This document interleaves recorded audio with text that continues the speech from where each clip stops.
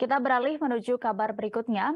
Jenazah 4 orang yang ditemukan tewas di sebuah rumah kawasan Kalideres, Jakarta Barat telah diautopsi. Keempat korban diketahui merupakan sepasang suami istri, kemudian anak dan juga iparnya. Dari hasil pemeriksaan forensik Rumah Sakit Polri Kramat Jati, tidak ditemukan adanya bekas luka penganiayaan pada keempat jenazah. Hal ini disampaikan oleh Kapolsek Kalideres AKP Syafri Wasdar saat ditemui di Rumah Sakit Polri pada Jumat 11 November 2022 hari ini. Informasi itu berdasarkan dari hasil pemeriksaan tim dokter forensik terhadap 4 jenazah satu keluarga itu. Hasil penyelidikan sementara oleh unit Reskrim Polsek Kalideres, korban masing-masing dikonfirmasi merupakan suami istri, kemudian anak perempuan dan adik laki-laki dari suami. Namun demikian, AKP Syafri belum dapat memastikan penyebab kematian pada korban.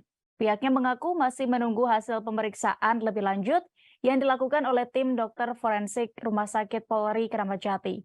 Selain melakukan autopsi, kepolisian juga telah mengamankan barang bukti di lokasi kejadian untuk membantu mengungkap kasus. Sebelumnya diketahui mayat satu keluarga itu ditemukan di perumahan Citra Garden, Kalideres, Jakarta Barat pada Kamis 10 November petang kemarin.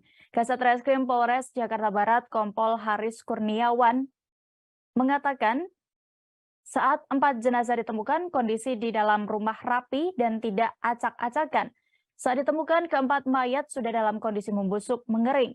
Kronologi penemuan sendiri berawal dari petugas PLN yang curiga karena mencium bau menyengat dari rumah saat memeriksa listrik. Kemudian warga dan ketua RT pun membobol pintu rumah korban dan menemukan keempat mayat. Ketua RT lalu melaporkan peristiwa ini ke pihak kepolisian. Kompol Haris mengatakan lokasi ditemukannya keempat korban berbeda-beda, satu ada di kamar belakang, 2 mayat di kamar tengah, dan 1 di ruang tamu. Terima kasih sudah nonton, jangan lupa like, subscribe, dan share ya!